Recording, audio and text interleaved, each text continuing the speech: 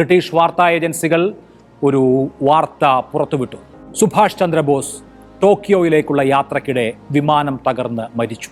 തൊട്ടടുത്ത ദിവസം മാർച്ച് മാസം 25-ാം തീയതി ആസാദ് ഹിന്ദ് റേഡിയോയിലൂടെ നേതാജിയുടെ ശബ്ദം, എൻ്റെ മരണം നിങ്ങളുടെ ആഗ്രഹചിന്ത മാത്രമാണ്, ബ്രിട്ടീഷ് സാമ്രാജ്യത്വത്തിൻ്റെ പതനം അനിവാര്യമാണ്, ആസന്നമാണ്, നേതാജി പ്രഖ്യാപിച്ചു.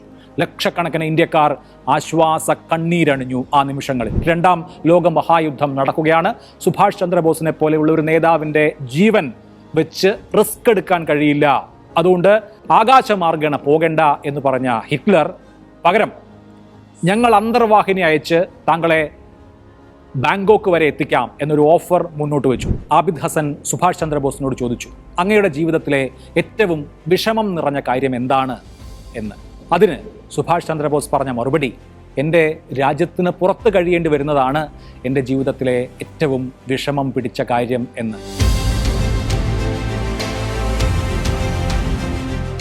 നമസ്കാരം.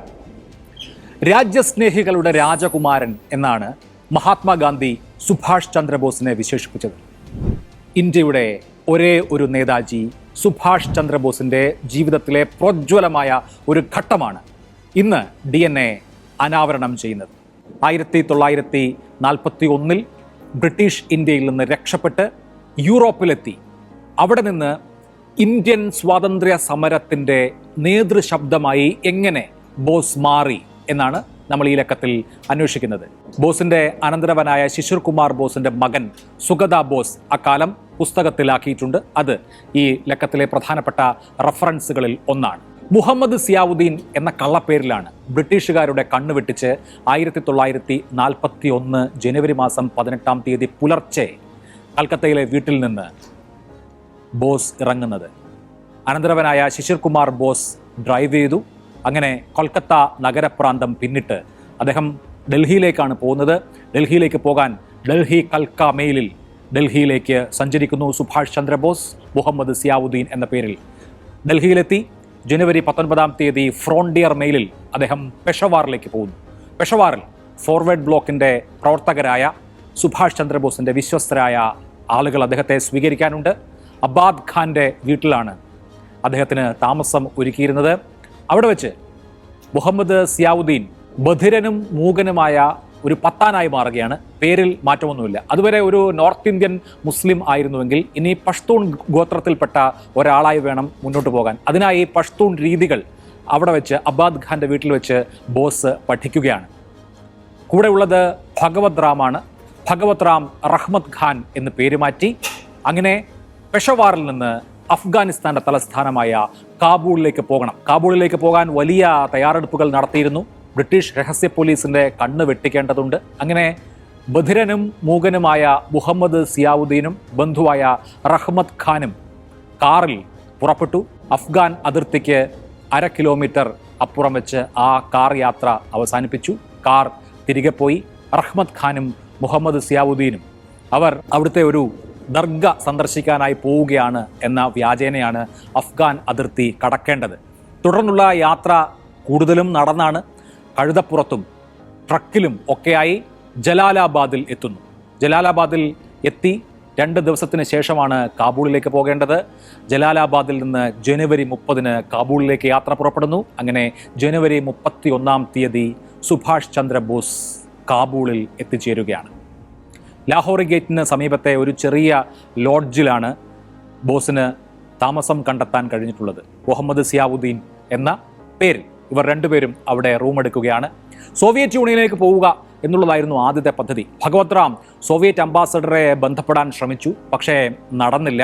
ഒടുവിൽ സുഭാഷ് ചന്ദ്രബോസ് നേരെ ജർമ്മൻ എംബസിയിലേക്ക് ചെല്ലുകയാണ്. ജർമ്മനിയിൽ അഭയം തേടുകയാണ്. അവിടെ നിന്നുള്ള റെസ്പോൺസ് കാത്തിരിക്കാൻ ആയിരുന്നു. അതിനിടയ്ക്ക് അദ്ദേഹം ഇറ്റലിയുമായും ബന്ധപ്പെടുന്നുണ്ട്. ഇറ്റാലിയൻ അംബാസഡർ പെട്രോ ക്യുറോണിയെ നേരിട്ട് സുഭാഷ് ചന്ദ്രബോസ് കാണുന്നു. അത് സുഭാഷ് ചന്ദ്രബോസ് എന്ന പരസ്യമായ ഐഡൻറ്റിറ്റിയിൽ അല്ല കേട്ടോ, രഹസ്യമായിട്ടാണ് അഫ്ഗാനിസ്ഥാനിലെ ഒരു ചെറിയ ലോഡ്ജിൽ ആ സമയത്ത് അദ്ദേഹം താമസിച്ചുകൊണ്ടിരുന്നത്. 27-ാം തീയതി ജനുവരി 27-ാം തീയതിയാണ് ബോസ് വീട്ടിലില്ല എന്ന വിവരം ബ്രിട്ടീഷ് പോലീസ് അറിയുന്നത് പോലും. അത്രയും ദിവസം 17-ാം തീയതി പുറപ്പെട്ടതാണ്, അത്രയും ദിവസം ബോസ് വീട്ടിൽ തന്നെ ഉണ്ട് എന്ന ധാരണയിലായിരുന്നു ബ്രിട്ടീഷ് പോലീസ് സംവിധാനങ്ങൾ ഉള്ളത്.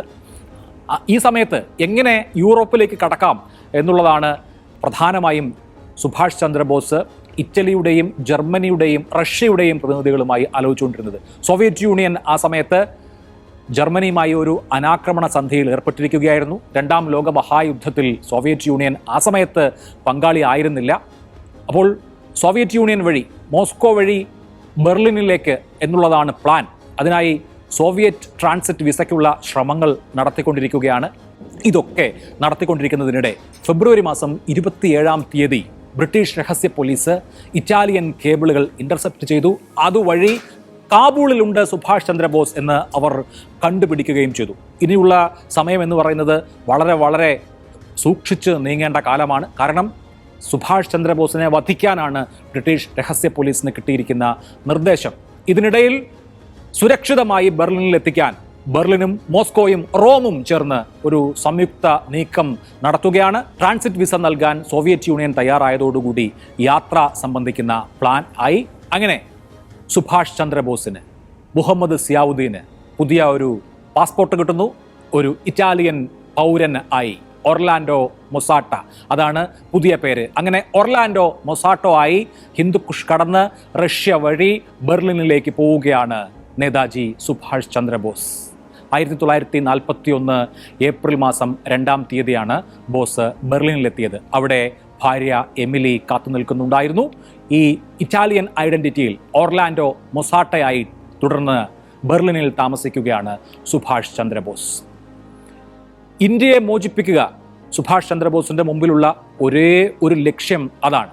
ഇന്ത്യയെ മോചിപ്പിക്കാൻ 2-ാം ലോക മഹായുദ്ധകാലത്ത് ജർമ്മനിക്ക് കഴിയും എന്ന് ബോസ് ഉറച്ചു വിശ്വസിച്ചിരുന്നു. കാരണം ബ്രിട്ടനോട് നേർക്കുനേർ പോരാടുന്നത് ജർമ്മനിയാണ്. ജർമ്മനി ലോകയുദ്ധത്തിൽ വിജയങ്ങൾ നേടിക്കൊണ്ടിരിക്കുകയാണ്. അതുകൊണ്ട് തന്നെ ശത്രുവിൻ്റെ ശത്രു മിത്രം എന്ന നിലയിൽ ജർമ്മനിയിൽ സുഭാഷ് ചന്ദ്രബോസ് ഒരു സുഹൃത്തിനെ, ഒരു സഖ്യകക്ഷിയെ കാണുകയാണ്. അതുകൊണ്ട് തന്നെ നാസി ക്രൂരതകൾക്ക് നേരെ അദ്ദേഹം കണ്ണടക്കുകയും ചെയ്തു. നാസിസവും ഫാസിസവും അതവിടുത്തെ ജനങ്ങളുടെ ആഭ്യന്തര വിഷയം മാത്രമാണ് എന്ന് സ്വാഭാവികമായും അദ്ദേഹം നിലപാടെടുത്തു. ഇന്ത്യൻ രാഷ്ട്രീയ ധാരയിലെ ഇടത് ചിന്തയ്ക്ക് 2 ഘടകങ്ങളുണ്ട് എന്ന് സൈദ്ധാന്തികമായി സുഭാഷ് ചന്ദ്രബോസ് പറഞ്ഞു. ആ ഘട്ടത്തിൽ ആദ്യത്തെ ഘട്ടം എന്ന് പറയുന്നത് വിട്ടുവീഴ്ചയില്ലാത്ത സാമ്രാജ്യത്വ വിരുദ്ധതയാണ്. 2-ാമത്തെ ഘട്ടം അത് രാജ്യം സ്വതന്ത്രമായ ശേഷമാണ് രാജ്യത്തെ സോഷ്യലിസ്റ്റ് രീതിയിൽ പുനഃസംഘടിപ്പിക്കുക എന്നുള്ളത്. ഇത് ആദ്യ ഘട്ടത്തിന്റെ സമയമാണ്. ബ്രിട്ടീഷ് ഇമ്പീരിയലിസത്തെ, ബ്രിട്ടീഷ് സാമ്രാജ്യത്തെ പരാജയപ്പെടുത്തണം. അതിന് ജർമ്മനി ഒപ്പമുണ്ടാവുക അനിവാര്യമാണ് എന്ന് സുഭാഷ് ചന്ദ്രബോസ് വിചാരിച്ചു. ആത്യന്തികമായി ഇന്ത്യൻ രാഷ്ട്രീയത്തിൽ, കോൺഗ്രസിൽ ഇടത് ചിന്താഗതി പ്രാമുഖ്യം നേടും എന്നും സുഭാഷ് ചന്ദ്രബോസ് വിശ്വസിച്ചു. അച്ചുതണ്ട് ശക്തികളുടെ സഹായത്തോടുകൂടി ബ്രിട്ടനെ പരാജയപ്പെടുത്തി ഇന്ത്യയെ വിമോചിപ്പിക്കുക, ഇതായിരുന്നു സുഭാഷ് ചന്ദ്രബോസിന്റെ ആഗ്രഹവും ആശയവും. ആദ്യമായി യൂറോപ്പ് കേന്ദ്രീകരിച്ച് ഒരു സ്വതന്ത്ര ഇന്ത്യൻ ഗവൺമെന്റ് സ്ഥാപിക്കുക എന്ന ആശയമാണ് സുഭാഷ് ചന്ദ്രബോസ് മുന്നോട്ട് വെച്ചത്. ഈ ആശയം അദ്ദേഹം ഏപ്രിൽ മാസം 9-ാം തീയതി ജർമ്മൻ ഫോറിൻ ഓഫീസിന് നൽകി. ജർമ്മൻ ഫോറിൻ ഓഫീസിന് സുഭാഷ് ചന്ദ്രബോസ് ഇന്ത്യ വിമോചനം സംബന്ധിച്ച ഒരു വിശദമായ പദ്ധതി രേഖയാണ് നൽകിയിട്ടുള്ളത്. ജപ്പാന്റെ ഫാർ ഈസ്റ്റ് യുദ്ധതന്ത്രം ബ്രിട്ടനെ ക്ഷീണിപ്പിക്കുമെന്നും ഈ ഘട്ടത്തിൽ ഇന്ത്യയുടെ വിമോചനം സാധ്യമാകും എന്നും സുഭാഷ് ചന്ദ്രബോസ് ചൂണ്ടിക്കാണിച്ചു.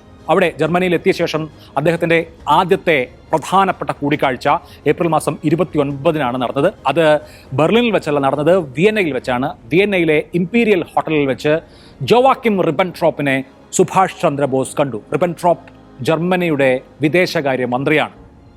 ആ മീറ്റിംഗിൽ പക്ഷേ നിരാശയായിരുന്നു ഫലം.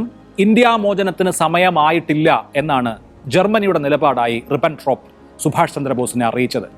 അതേസമയം തന്നെ യുദ്ധ തടവുകാരായി പിടികൂടിയിട്ടുള്ള ബ്രിട്ടീഷ് ഇന്ത്യൻ സൈനികരെ ഉപയോഗിച്ച് ഇന്ത്യക്കാരുടെ ഒരു സേന ഉണ്ടാക്കാം ബ്രിട്ടീഷ് വിരുദ്ധ പോരാട്ടത്തിന് എന്ന ആശയം ആ യോഗത്തിൽ മുന്നോട്ട് വയ്ക്കപ്പെട്ടു. അത് പിന്നീട് ആ കാര്യത്തിന് തുടർച്ച ഉണ്ടാവുകയും ചെയ്തു. പക്ഷേ ഇന്ത്യ വിമോചനം എന്ന ആശയത്തിന് ഒരു പരസ്യ പിന്തുണ ആ സമയത്ത് ജർമ്മനിയിൽ നിന്ന് ഉണ്ടായില്ല.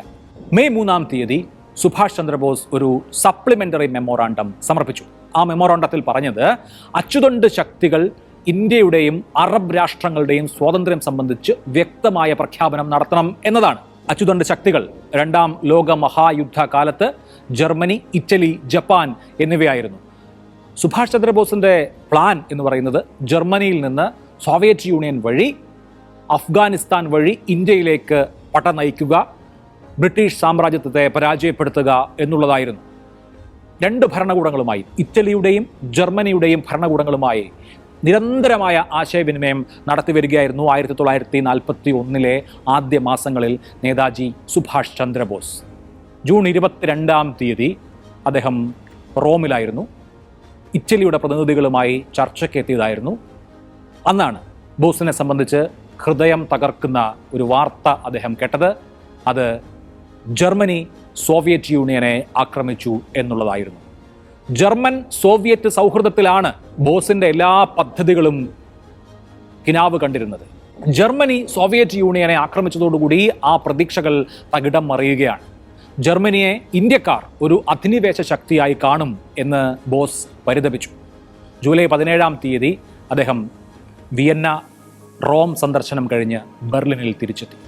ഓഗസ്റ്റ് 15 അദ്ദേഹം യോക്കിം റിബൻട്രോപ്പിന് ഒരു കത്തയച്ചു. ആ കത്തിൽ ജർമ്മനി സോവിയറ്റ് യൂണിയനെ ആക്രമിച്ചതിനെ നിശിതമായി വിമർശിച്ചു. അദ്ദേഹം ഒരു കാര്യം റിബൻട്രോപ്പിനോട് ചൂണ്ടിക്കാണിച്ചു: ഇന്ത്യക്കാർ ഇനി ജർമ്മൻ സൈനികരെ ശത്രുക്കളായാവും കാണുക. ജർമ്മൻ സൈന്യം ഇന്ത്യയിലേക്ക് വരുമ്പോൾ അവർക്ക് നിങ്ങൾ ഉദ്ദേശിക്കുന്ന തരത്തിലുള്ള സ്വീകരണമായിരിക്കില്ല കിട്ടുക എന്ന് അദ്ദേഹം ജർമ്മൻ വിദേശകാര്യ മന്ത്രിയോട് പറഞ്ഞു. ആ സമയത്ത് സ്വാഭാവികമായും ബോസിനെ സംബന്ധിച്ച് അദ്ദേഹത്തിൻ്റെ പദ്ധതികൾ പാളിയ നിരാശയുടെ സമയമാണ്. ആ നിരാശയുടെ സമയത്ത് അദ്ദേഹം വെറുതെ ഇരിക്കുകയല്ല ചെയ്തത്. യൂറോപ്പിലെ സമാന മനസ്കരെ ചേർത്ത് ദ ഫ്രീ ഇന്ത്യ സെൻറ്ററിന് സുഭാഷ് ചന്ദ്രബോസ് തുടക്കം കുറിച്ചു. ആ ഫ്രീ ഇന്ത്യ സെൻറ്ററിൻ്റെ ഭാഗമായിട്ടാണ് ഇന്ത്യ വിമോചനത്തിനായുള്ള സേന, ഇന്ത്യൻ ലീജൻ സ്ഥാപിക്കപ്പെട്ടത്. ബോസ് ബെർലിനിലെത്തി എമിലിയോട് ആദ്യം തിരക്കിയ ഒരു കാര്യം നമ്പ്യാർ എവിടെ എന്നുള്ളതായിരുന്നു. നമ്പ്യാർ എന്ന് അദ്ദേഹം വിളിക്കുന്നത് AC നാരായണൻ നമ്പ്യാരെയാണ്. പേര് കേട്ടാൽ അറിയാം, മലയാളിയാണ്. 1933 മുതലുള്ള ബോസിൻ്റെ സുഹൃത്താണ് AC നാരായണൻ നമ്പ്യാർ. അദ്ദേഹം ആ സമയത്ത് പാരീസിൽ ഒളിവിൽ കഴിയുകയായിരുന്നു. അദ്ദേഹം ഒരു നാസി വിരുദ്ധനാണ്. ജർമ്മനി ചെക്കോസ്ലോവാക്യ ആക്രമിച്ച ഘട്ടത്തിൽ അദ്ദേഹം പ്രാഗിൽ നിന്ന് പാരീസിലേക്ക് കടന്നതാണ്. അപ്പോൾ അദ്ദേഹത്തെ ഇന്ത്യൻ ലീജൻ്റെ അതുപോലെ തന്നെ ഇന്ത്യ സെൻറ്ററിൻ്റെ ഭാഗമാക്കണം.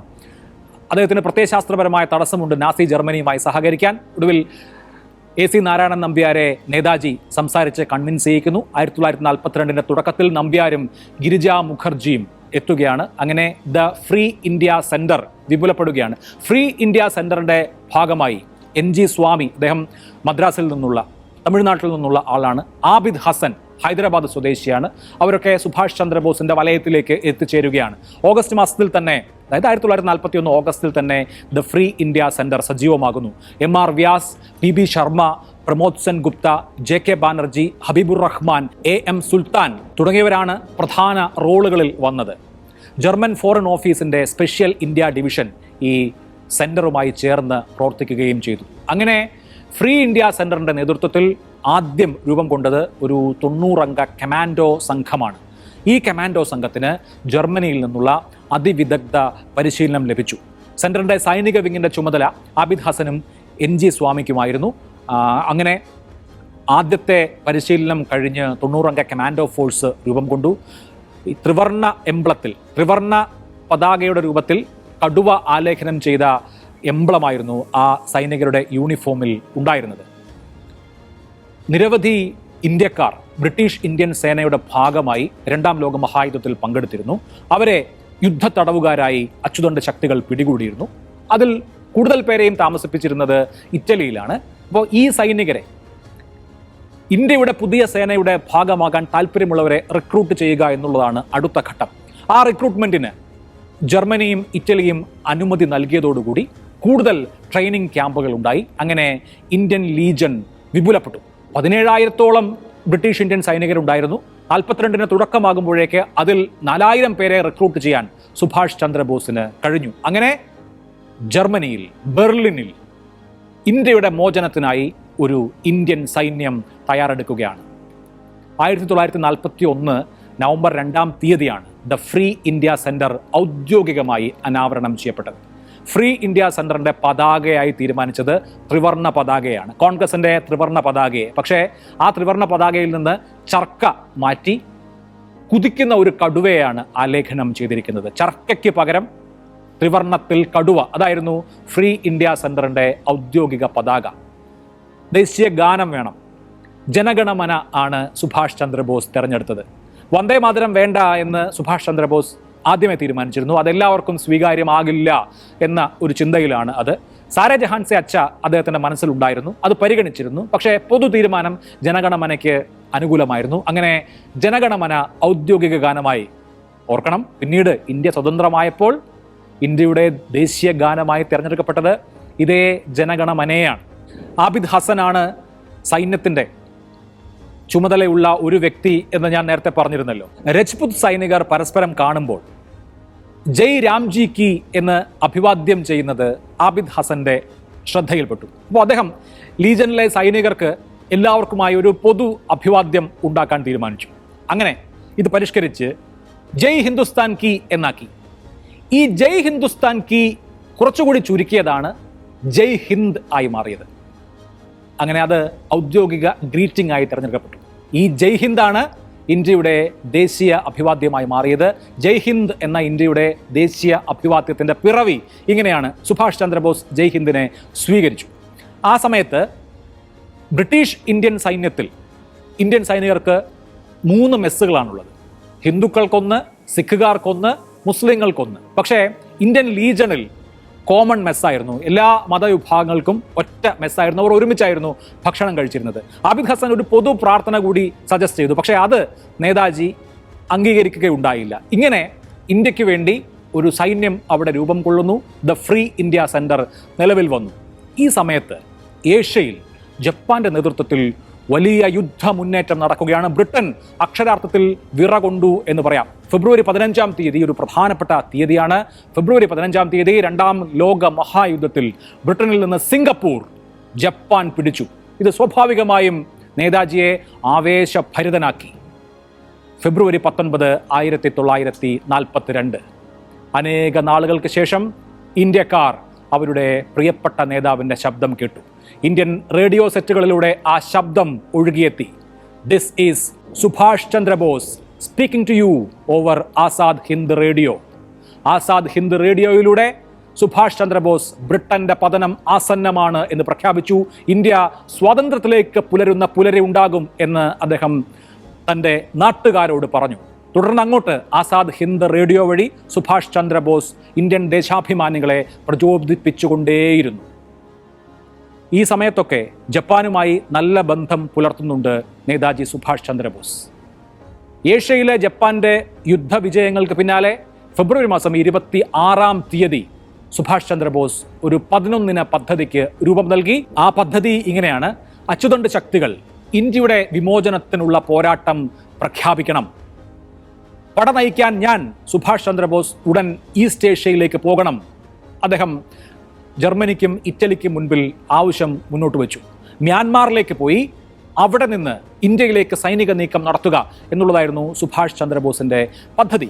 ജർമ്മനി, ജപ്പാൻ, ഇറ്റലി എന്നീ ത്രികക്ഷികൾ ബ്രിട്ടനിൽ നിന്നുള്ള ഇന്ത്യയുടെ മോചനം സാധ്യമാക്കും എന്നൊരു പ്രമേയം അതേ സമയത്ത് തന്നെ ജർമ്മൻ ഫോറിൻ ഓഫീസിൽ തയ്യാറാവുകയും ചെയ്തു. ബോസിന്റെ പരിശ്രമങ്ങൾ അതിൻ്റെ പരിസമാപ്തിയിലേക്ക് എത്തുന്ന ഘട്ടമാണ്. പക്ഷേ ആ കരട് ഔദ്യോഗികമായില്ല. അതിൻ്റെ പ്രധാനപ്പെട്ട കാരണം ജപ്പാനും ജർമ്മനിയും തമ്മിലുള്ള ഏകോപനമില്ലായ്മയായിരുന്നു. ജപ്പാന്റെ താല്പര്യങ്ങളിൽ ജർമ്മനിക്ക്, അഡോൾഫ് ഹിറ്റ്ലർക്ക് സംശയങ്ങൾ ഉണ്ടായിരുന്നു. മറ്റ് സഖ്യകക്ഷികളുമായി ആലോചിക്കാതെയായിരുന്നു ജപ്പാന്റെ പല നീക്കങ്ങളും. അതുകൊണ്ട് തന്നെ ഈ ത്രികക്ഷി പ്രഖ്യാപനം എന്നുള്ളത് സാധ്യമായില്ല. ഇത് സുഭാഷ് ചന്ദ്രബോസിനെ അങ്ങേയറ്റം അമർഷത്തിലാക്കി. അദ്ദേഹം പ്രതിഷേധത്തിലായി. ബ്രിട്ടനുമായി വിലപേശാൻ ഇന്ത്യയെ കരുവാക്കുകയാണോ എന്ന സംശയം പോലും അദ്ദേഹത്തിന് ഉണ്ടായി. 1942 മാർച്ച് മാസം 24-ാം തീയതി ബ്രിട്ടീഷ് വാർത്താ ഏജൻസികൾ ഒരു വാർത്ത പുറത്തുവിട്ടു. സുഭാഷ് ചന്ദ്രബോസ് ടോക്കിയോയിലേക്കുള്ള യാത്രക്കിടെ വിമാനം തകർന്ന് മരിച്ചു. സ്വന്തം മരണവാർത്ത നേതാജി BBC റേഡിയോയിലൂടെ കേട്ടു.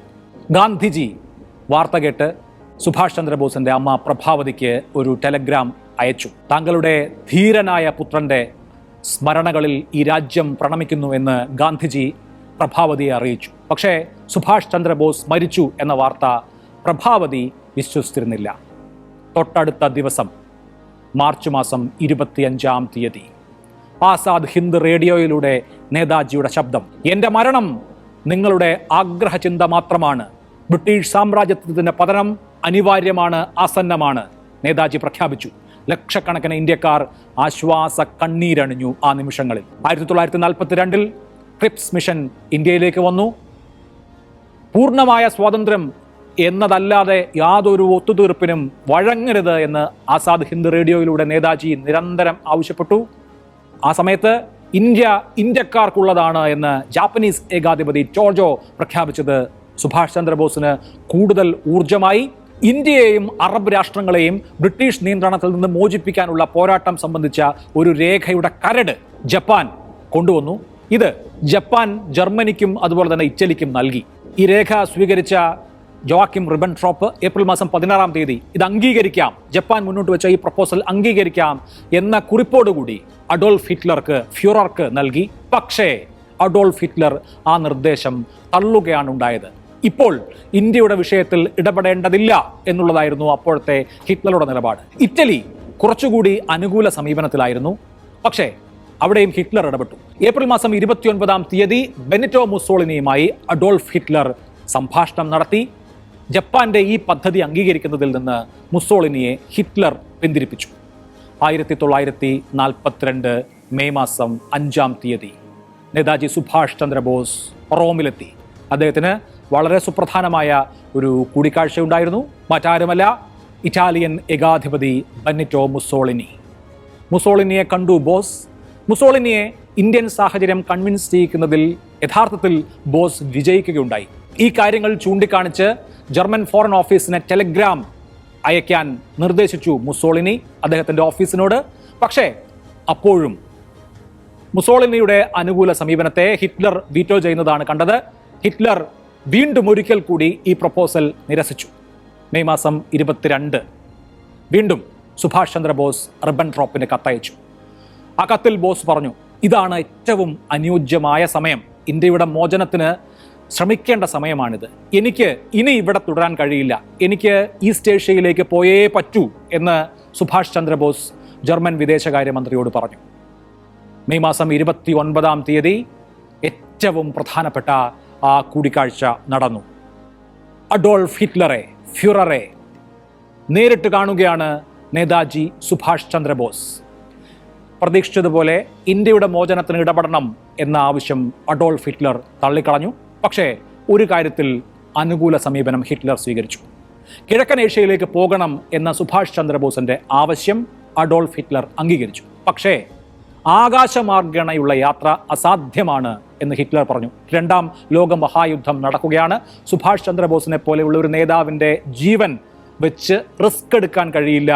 അതുകൊണ്ട് ആകാശമാർഗണ പോകണ്ട എന്ന് പറഞ്ഞ ഹിറ്റ്ലർ പകരം ഞങ്ങൾ അന്തർവാഹിനി അയച്ച് താങ്കളെ ബാങ്കോക്ക് വരെ എത്തിക്കാം എന്നൊരു ഓഫർ മുന്നോട്ട് വെച്ചു. അത് സുഭാഷ് ചന്ദ്രബോസിന് സ്വീകാര്യമായിരുന്നു. ആ ചർച്ചയിൽ ഒരു കാര്യം കൂടി സുഭാഷ് ചന്ദ്രബോസ് അഡോൾഫ് ഹിറ്റ്ലറോട് ആവശ്യപ്പെട്ടു. അതിതാണ്, ഹിറ്റ്ലറുടെ ആത്മകഥയിൽ മെയിൻ കാംഫിൽ ഇന്ത്യക്കാർക്കെതിരെയുള്ള വംശീയ അധിക്ഷേപപരമായ പരാമർശങ്ങളുണ്ട്. ആ പരാമർശങ്ങളെ സംബന്ധിച്ച ഒരു വ്യക്തത വരുത്തൽ ഹിറ്റ്ലർ ഇന്ത്യൻ ജനതയ്ക്ക് വേണ്ടി നടത്തണം എന്നൊരാവശ്യം ഹിറ്റ്ലർക്ക് മുൻപാകെ സുഭാഷ് ചന്ദ്രബോസ് വെച്ചു. അത് നിസ്സാരമായി അവഗണിക്കുകയാണ് ഹിറ്റ്ലർ ചെയ്തത്.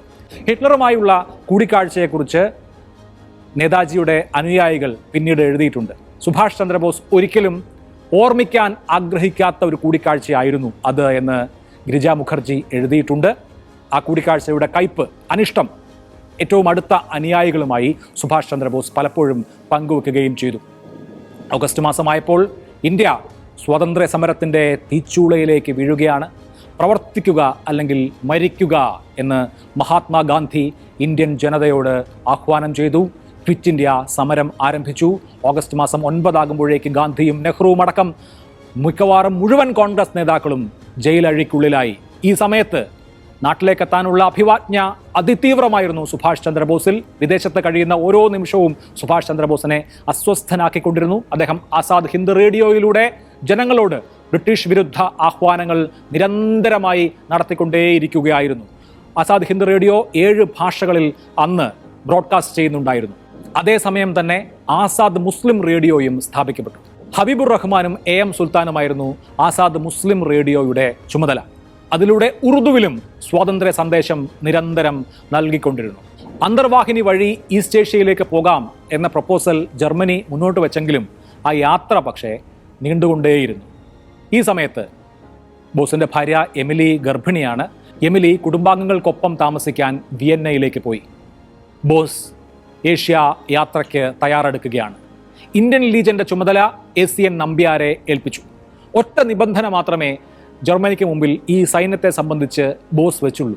അത് നിങ്ങൾ ഒരിക്കലും ഈ സേനയെ, ഇന്ത്യക്കാരുടെ സേനയെ സോവിയറ്റ് യൂണിയനെതിരെ ആക്രമണം നടത്താൻ വേണ്ടി വിന്യസിക്കരുത് എന്നുള്ളതായിരുന്നു. അത് പാലിക്കപ്പെടുകയും ചെയ്തു. അന്തർവാഹിനി വഴിയുള്ള യാത്ര സാധ്യമാകാതിരുന്നത് കൊണ്ട് ഇറ്റലിയിൽ നിന്ന് റങ്കൂണിലേക്ക് പറക്കാൻ ആകാശമാർഗമുള്ള ഒരു യാത്രയ്ക്ക് ബോസ് ശ്രമിച്ചുകൊണ്ടിരുന്നു. അതിനുവേണ്ടി ഇറ്റാലിയൻ ഭരണാധികാരികളുടെ മേൽ അദ്ദേഹം നിരന്തരം സമ്മർദ്ദം ചെലുത്തി. ഒടുവിൽ ആ ആകാശയാത്ര സാധ്യമാകുന്ന സമയം വന്നു. 1942 ഒക്ടോബറിൽ ഇറ്റലിയിൽ നിന്ന് ഏഷ്യയിലേക്ക് ആകാശമാർഗം യാത്ര തീരുമാനിക്കപ്പെട്ടു. പക്ഷേ അവസാന നിമിഷം ആ യാത്ര ഉപേക്ഷിക്കേണ്ടി വന്നു. റോമിൽ നിന്ന് വിവരം ചോർന്നതിനെ തുടർന്ന് സുരക്ഷാ കാരണങ്ങളാൽ ആ യാത്ര റദ്ദു ചെയ്തു. അടുത്ത പറക്കൽ തീരുമാനിച്ചിരുന്നത് നവംബർ മാസം 6-ാം തീയതിയാണ്. അങ്ങനെ 1942 നവംബർ 6-ന് തൻ്റെ ജന്മനാട്ടിലേക്ക് പട നയിക്കാൻ മ്യാൻമാറിലെത്താം എന്ന പ്രതീക്ഷയിൽ യാത്രയ്ക്ക് തയ്യാറെടുക്കുകയാണ് സുഭാഷ് ചന്ദ്രബോസ്. അദ്ദേഹം കാലേക്കുട്ടി റോമിൽ എത്തിച്ചേർന്നു. പക്ഷേ ആ യാത്രയും അവസാന നിമിഷം അബോർട്ട് ചെയ്യപ്പെട്ടു. അതിന് കാരണം വ്യോമപാത സംബന്ധിച്ച അഭിപ്രായ വ്യത്യാസങ്ങളായിരുന്നു. ജപ്പാനും ഇറ്റലിയും വ്യോമപാത സംബന്ധിച്ച് ഒരേ അഭിപ്രായത്തിൽ എത്തിയിരുന്നില്ല. ആ തർക്കത്തെ തുടർന്ന് സുഭാഷ് ചന്ദ്രബോസിന്റെ ആ യാത്രയും മുടങ്ങി. അതീവ നിരാശനായിരുന്നു ബോസ്. നാടിന്റെ മോചന പോരാട്ടം തുടങ്ങാൻ കഴിയാത്തതിന്റെ നിരാശ അദ്ദേഹത്തെ ബാധിച്ചു. പക്ഷേ ആ നിരാശയിലൂടെ കടന്നു പോകുമ്പോഴും ബോസിനെ സംബന്ധിച്ച് അദ്ദേഹത്തിന്റെ വ്യക്തി ജീവിതത്തിലെ ഏറ്റവും മനോഹരമായ ദിവസങ്ങൾ വരാനിരിക്കുന്നതേ ഉണ്ടായിരുന്നുള്ളൂ. നവംബർ മാസം 29-ാം തീയതി സുഭാഷ് ചന്ദ്രബോസിന് ഒരു കുഞ്ഞു പിറന്നു. പെൺകുട്ടി അനിത. ബോസും എമിലിയും വിയന്നയിൽ താമസിച്ചു. വിയന്നയിലെ ഒരു തണുത്ത ക്രിസ്മസ് കാലം മുഴുവൻ സുഭാഷ് ചന്ദ്രബോസിന്റെ കുടുംബജീവിതത്തിലെ ഏറ്റവും മനോഹരമായ മണിക്കൂറുകൾ എന്ന് വേണമെങ്കിൽ പറയാം. അത് കടന്നുപോയി. അപ്പോഴും ഇന്ത്യയെ മോചിപ്പിക്കുക എന്ന ഉത്കടമായ ആഗ്രഹം അദ്ദേഹത്തിൻ്റെ മനസ്സിൽ ഉണ്ടായിരുന്നു. സമാധാനപരമായ കുടുംബജീവിതം ഡിസംബർ മാസം മുഴുവൻ അദ്ദേഹം ആ സമയം അങ്ങനെ വിനിയോഗിച്ചതിന് ശേഷം ഏഷ്യയിലേക്ക് പോകാനുള്ള അടുത്ത പദ്ധതി ആലോചിച്ചു. അങ്ങനെ 1943 ജനുവരി പകുതിയാകുമ്പോഴേക്ക് അന്തർവാഹിനി യാത്ര സംബന്ധിച്ച തീരുമാനം ഉണ്ടാകുന്നു. ജനുവരി 20-ാം തീയതി വിയന്നയിൽ നിന്ന് ബെർലിനിലേക്ക് എമിലി എത്തി. 23-ാം തീയതി നേതാജി സുഭാഷ് ചന്ദ്രബോസിന്റെ ജന്മദിനമാണ്. ജന്മദിനം കുടുംബത്തോടൊപ്പം ആഘോഷിച്ചു. ജനുവരി 26 കോൺഗ്രസിന്റെ നിർദ്ദേശമനുസരിച്ച് അന്ന് ഇന്ത്യയുടെ സ്വാതന്ത്ര്യ ദിനമായി ആഘോഷിക്കുകയാണ് എല്ലാ വർഷവും. ജർമ്മനിയിൽ ദ ഫ്രീ ഇന്ത്യ സെന്റർ അതിവിപുലമായി ജനുവരി 26-ന്റെ സ്വാതന്ത്ര്യ ദിനം ആഘോഷിച്ചു. ഇന്ത്യൻ നാഷണൽ കോൺഗ്രസിന്റെ പ്രതിജ്ഞ ആ സമ്മേളനത്തിൽ വായിക്കപ്പെട്ടു. ജർമ്മൻ ഭാഷയിലാണ് ഡെലിഗേറ്റുകളെ അഭിസംബോധന ചെയ്തത് നേതാജി ബോസ്. ആ സമ്മേളനത്തിൽ ജെറൂസലേം ഗ്രാൻഡ് മുഫ്തി അടക്കം നിരവധി അതിഥികളും പങ്കെടുത്തിരുന്നു. ജർമ്മനിയിലെ സുഭാഷ് ചന്ദ്രബോസിന്റെ അവസാനത്തെ പൊതുപരിപാടി. അദ്ദേഹം അടുത്ത ദിവസങ്ങളിൽ അന്തർവാഹിനിയിൽ ഏഷ്യയിലേക്ക് പോവാൻ ഇരിക്കുകയാണ്. ഒപ്പം യാത്രയിൽ കൂടെ ഹിന്ദു, മുസ്ലിം, സിഖ് മതസ്ഥരായ ഓരോരുത്തർ എന്നായിരുന്നു ബോസിന്റെ ആഗ്രഹം. പക്ഷേ ജർമ്മൻ നേവൽ ഓഫീസർമാർ പറഞ്ഞു, ഒരാളെ മാത്രമേ കൂടെ കൂട്ടാൻ കഴിയൂ. ബോസിന്റെ ചോയ്സ് മറ്റാരുമായിരുന്നില്ല, ആബിദ് ഹസൻ ആയിരുന്നു. അങ്ങനെ ബോസിന്റെ ജീവിതത്തിലെ ഏറ്റവും സാഹസികമായ യാത്രയെ അനുഗമിക്കാനുള്ള ദൗത്യം ആബിദ് ഹസനിൽ വന്നു ചേർന്നു. ആബിദ് ഹസനോട് ബാഗ് പാക്ക് ചെയ്ത് യാത്രയ്ക്ക് ഒരുങ്ങാനല്ലാതെ എവിടേക്ക് എന്ന് പറഞ്ഞിരുന്നില്ല. രഹസ്യം അത്രമേൽ സൂക്ഷിക്കേണ്ട സമയമായിരുന്നു. ബെർലിനിൽ നിന്ന് കീലിലേക്കുള്ള ട്രെയിൻ യാത്രക്കിടെയാണ് ആബിദ് ഹസനോട് സുഭാഷ് ചന്ദ്രബോസ് ചോദിച്ചത്, എവിടേക്കാണ് പോകുന്നത് എന്ന് മനസ്സിലായോ എന്ന്. അപ്പോൾ ഉടൻ ആബിദ് ഹസൻ പറഞ്ഞ മറുപടി, നമ്മൾ മക്കയിൽ ഹജ്ജ് ചെയ്യാൻ പോവുകയല്ലേ എന്നുള്ളതായിരുന്നു. ആ മറുപടി കേട്ട് സുഭാഷ് ചന്ദ്രബോസ് പൊട്ടിച്ചിരിച്ചു. ഫെബ്രുവരി 8-ാം തീയതി കീലിലെത്തുന്നു രണ്ടുപേരും. ഫെബ്രുവരി മാസം 9-ാം തീയതിയാണ് അന്തർവാഹിനിയിലുള്ള സുഭാഷ് ചന്ദ്രബോസിൻ്റെ യാത്ര ആരംഭിക്കുന്നത്. ജർമ്മൻ അന്തർവാഹിനി U-180 സുഭാഷ് ചന്ദ്രബോസിന് യാത്ര നിശ്ചയിച്ചിരുന്നത്. വെർണർ മ്യൂസൻബർഗ് ആയിരുന്നു ആ അന്തർവാഹിനിയുടെ ക്യാപ്റ്റൻ. ആ സമയമാകുമ്പോഴേക്ക് സോവിയറ്റ് യൂണിയനോട് രണ്ടാം ലോക മഹായുദ്ധത്തിൽ ജർമ്മനി പരാജയപ്പെട്ട് കഴിഞ്ഞിരുന്നു. അതിന് തൊട്ടടുത്ത ആഴ്ചയാണ് ബോസ് ഏഷ്യയിലേക്ക് പുറപ്പെടുന്നത്. ഈ അന്തർവാഹിനിക്കകത്ത് കഴിഞ്ഞ നാളുകളെക്കുറിച്ച് ആബിദ് ഹസൻ പിന്നെ എഴുതിയിട്ടുണ്ട്. കഷ്ടിച്ച് നിവർന്നിരിക്കാൻ കഴിയുന്ന ഒരു ക്യാബിൻ എന്നാണ് അദ്ദേഹം പറഞ്ഞത്. ഒപ്പം ആ ക്യാബിനിലാകെ ഡീസലിൻ്റെ മണവും. ആദ്യത്തെ ദിവസം സെർവ് ചെയ്ത ഭക്ഷണം, യാത്ര ആരംഭിച്ചു, സെർവ് ചെയ്ത ഭക്ഷണം തണുത്ത ബ്രെഡും ഒട്ടുന്ന ബീഫ് ചങ്ക്സുമായിരുന്നു. ഇത് സ്വാഭാവികമായും നേതാജിക്ക് കഴിക്കാൻ ബുദ്ധിമുട്ടാകും എന്ന് കണ്ട ആബിദ് ഹസൻ അന്തർവാഹിനിയുടെ കിച്ചണിൽ പോയി നോക്കുമ്പോൾ അവിടെ അരിയിരിപ്പുണ്ട്, പരിപ്പിരിപ്പുണ്ട്. അങ്ങനെ ആബിദ് ഹസന് കുക്കിംഗ് അറിയാമായിരുന്നു എന്നുള്ളതുകൊണ്ട് അദ്ദേഹം ചോറും പരിപ്പ് കറിയും ഉണ്ടാക്കി നേതാജിക്ക് കൊടുത്തു. പിന്നീട് അങ്ങോട്ട് ഈ യാത്ര എന്ന് പറയുന്നത് വിമാനയാത്ര പോലെ ഒരു ദിവസം കൊണ്ടോ 2 ദിവസം കൊണ്ടോ കഴിയുന്ന ഒന്നല്ല കേട്ടോ, മാസങ്ങൾ നീളുന്ന യാത്രയാണ്. ഈ യാത്രക്കിടെ വിശ്രമിക്കാം എന്നായിരുന്നു ആബിദ് ഹസൻ വിചാരിച്ചിരുന്നത്. പക്ഷേ ഭക്ഷണം കഴിഞ്ഞ് ഉടൻ ടൈപ്പ് റൈറ്റർ എടുത്തുകൊണ്ട് വരൂ എന്ന് നേതാജി ആബിദ് ഹസനോട് നിർദ്ദേശിച്ചു. ഈ യാത്രക്കിടെയാണ് അദ്ദേഹത്തിൻ്റെ പുസ്തകമായ ദ ഇന്ത്യൻ സ്ട്രഗിൾ റിവൈസ് ചെയ്യുന്നത്. അതിന് വേണ്ട കാര്യങ്ങൾ ബോസ് പറഞ്ഞു കൊടുക്കുന്നു, ആബിദ് ഹസൻ ടൈപ്പ് ചെയ്യുന്നു. അതുമാത്രമല്ല, ഇനി ഉണ്ടാക്കാൻ പോകുന്ന ഇന്ത്യൻ വിമോചന സേനയെ അഭിസംബോധന ചെയ്യാനുള്ള പ്രസംഗം പോലും ആ യാത്രക്കിടെ ടൈപ്പ് ചെയ്യിപ്പിച്ചിരുന്നു ആബിദ് ഹസനെ കൊണ്ട് നേതാജി ബോസ്. ജപ്പാനിലെത്തിയാൽ ഹിഡക്കി ടോജോയെ കാണണം. ടോജോയുമായിട്ടുള്ള ചർച്ചകൾക്കുള്ള പ്രിപ്പറേഷനും ഈ യാത്രയിൽ നടത്തിയിരുന്നു. ഹസൻ ടോജോയായിട്ട് അഭിനയിക്കും. അപ്പോൾ ടോജോ ഹസൻ, ബോസ് എന്നിട്ട് ഇവർ തമ്മിലുള്ള സംഭാഷണം ഈ യാത്രക്കിടെ പരിശീലിച്ചിരുന്നു. ഇങ്ങനെ ആ അന്തർവാഹിനി മുന്നോട്ട് പോയി. ഇടയ്ക്ക് ഇന്ധനം നിറയ്ക്കുന്നതിന് വേണ്ടി സുരക്ഷിതമായ ഇടങ്ങളിൽ ആ അന്തർവാഹിനി എത്തി. ഈ യാത്രക്കിടെ ആബിദ് ഹസൻ സുഭാഷ് ചന്ദ്രബോസിനോട് ചോദിച്ചു, അങ്ങയുടെ ജീവിതത്തിലെ ഏറ്റവും വിഷമം നിറഞ്ഞ കാര്യം എന്താണ് എന്ന്. അതിന് സുഭാഷ് ചന്ദ്രബോസ് പറഞ്ഞ മറുപടി, എൻ്റെ രാജ്യത്തിന് പുറത്ത് കഴിയേണ്ടി വരുന്നതാണ് എൻ്റെ ജീവിതത്തിലെ ഏറ്റവും വിഷമം പിടിച്ച കാര്യം എന്ന്. ഏപ്രിൽ മാസം 18 ഈ അന്തർവാഹിനി സൗത്ത് അറ്റ്ലാന്റിക്കിൽ വെച്ച് ഒരു ബ്രിട്ടീഷ് വാണിജ്യ കപ്പലിനെ മുക്കി. രണ്ടാം ലോക മഹായുദ്ധം നടക്കുന്ന സമയമാണ്. ഒട്ടും സുരക്ഷിതമല്ല യാത്ര. ആക്രമിക്കാൻ മാൻഡേറ്റ് ഉള്ളവയാണ് ഈ അന്തർവാഹിനികൾ. ഈ ആക്രമണം കഴിഞ്ഞ് ഏതാനും ദിവസങ്ങൾ പിന്നിട്ടപ്പോൾ ഉപരിതലത്തിലേക്ക് അപ്രതീക്ഷിതമായി പൊങ്ങിയ ഒരു സമയത്ത് അന്തർവാഹിനി ആക്രമണം നേരിട്ടു. പക്ഷേ സുരക്ഷിതമായി ബോസിനെയും മറ്റുള്ളവരെയും കാക്കാൻ അന്തർവാഹിനിയുടെ ക്യാപ്റ്റന് കഴിഞ്ഞു. അങ്ങനെ ഏപ്രിൽ മാസം 20 കേപ്പ് ഓഫ് ഗുഡ് ഹോപ്പ് പിന്നിട്ട് ഇന്ത്യൻ മഹാസമുദ്രത്തിലേക്ക് ആ അന്തർവാഹിനി എത്തി. ആ സമയത്ത് പെനാങ്ങിൽ നിന്ന് ജാപ്പനീസ് അന്തർവാഹിനിയായ I-29 പുറപ്പെട്ടിരുന്നു. ഏപ്രിൽ 26 ഈ 2 അന്തർവാഹിനികളും പരസ്പരം കണ്ടുമുട്ടുന്നത്. മഡഗാസ്കർ തീരത്തിന് 400 നോട്ടിക്കൽ മൈൽ അകലെ പ്രക്ഷുബ്ധമായ കടലിൽ സമാന്തരമായി 2 അന്തർവാഹിനികൾ. കാലാവസ്ഥ വളരെ മോശമായിരുന്നു, ഉയർന്ന തിരകൾ ഉണ്ടായിരുന്നു. അതുകൊണ്ട് ഒരു അന്തർവാഹിനിയിൽ നിന്ന് മറ്റേ അന്തർവാഹിനിയിലേക്കുള്ള ട്രാൻസ്ഫർ എന്നുള്ളത് അസാധ്യമായി. ഒരു ദിവസം കടന്നുപോയി. ഏപ്രിൽ മാസം 28 2 നാവികർ ജർമ്മൻ അന്തർവാഹിനിയിൽ നിന്ന് ജാപ്പനീസ് അന്തർവാഹിനിയിലേക്ക് നീന്തി എത്തി. പിന്നീട് 29 സന്ധ്യയ്ക്ക് മുൻപ് ഒരു റബ്ബർ ഡിങ്കിയിൽ ഇവരെ 2 പേരെയും, ബോസിനെയും ആബിദ് ഹസനെയും കയറ്റി ജാപ്പനീസ് അന്തർവാഹിനിയായ I-29 മാറ്റി. അടിമുടി നനഞ്ഞു കുതിർന്നാണ് അവർ ജാപ്പനീസ് അന്തർവാഹിനിയിൽ എത്തിയത്. ജാപ്പനീസ് അന്തർവാഹിനി I-29 U-180 കുറെ കൂടി വലിപ്പമുള്ളതായിരുന്നു.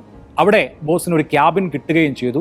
എന്ന് മാത്രമല്ല, ഏഷ്യൻ ഭക്ഷണം കഴിക്കാനുള്ള സാഹചര്യവും ഉണ്ടായി. അന്ന് രാത്രിയിൽ ജൂയിച്ചി ഇസു എന്ന ആ അന്തർവാഹിനിയുടെ ക്യാപ്റ്റൻ 2 പേർക്കുമായി ഒരു പാർട്ടി അറേഞ്ച് ചെയ്യുകയും ചെയ്തിരുന്നു. അങ്ങനെ നാടിനോടടുക്കുകയാണ്. കൂടുതൽ ആശ്വാസ തീരത്തേക്ക് ബോസും ഹസനും എത്തുകയാണ്.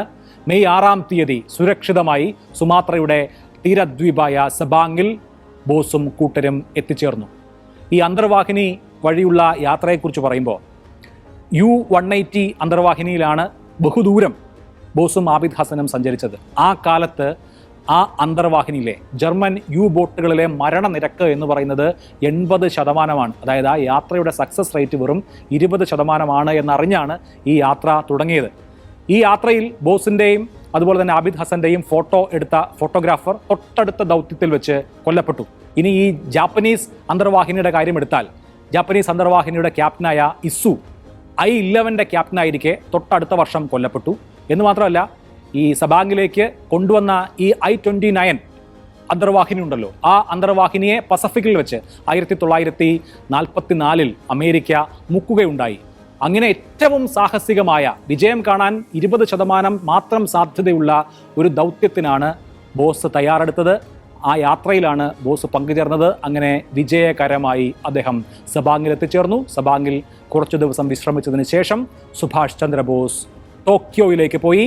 ജാപ്പനീസ് തലസ്ഥാനമായ ടോക്കിയോയിൽ ഇംപീരിയൽ ഹോട്ടലിൽ മസൂദ എന്ന പുതിയ പേരിൽ സുഭാഷ് ചന്ദ്രബോസ് താമസം ആരംഭിച്ചു. അങ്ങനെ യൂറോപ്പിൽ നിന്ന് നേതാജി സുഭാഷ് ചന്ദ്രബോസ് ഏഷ്യയിൽ മടങ്ങിയെത്തിയിരിക്കുന്നു. 1943 ജൂൺ മുതൽ 1945 ഓഗസ്റ്റ് വരെയുള്ള ഇനിയുള്ള കഥ ഇന്ത്യൻ സ്വാതന്ത്ര്യ സമരത്തിലെ ഏറ്റവും പ്രോജ്വലമായ അധ്യായത്തിൻ്റെ കഥയാണ്. ആ കഥ INA-യുടെ, ആസാദ് ഹിന്ദ് ഗവൺമെൻറ്റിൻ്റെ ഒടുങ്ങാത്ത പോരാട്ട വീര്യത്തിൻ്റെ കഥയാണ്. അത് പിന്നീടൊരു സന്ദർഭത്തിൽ.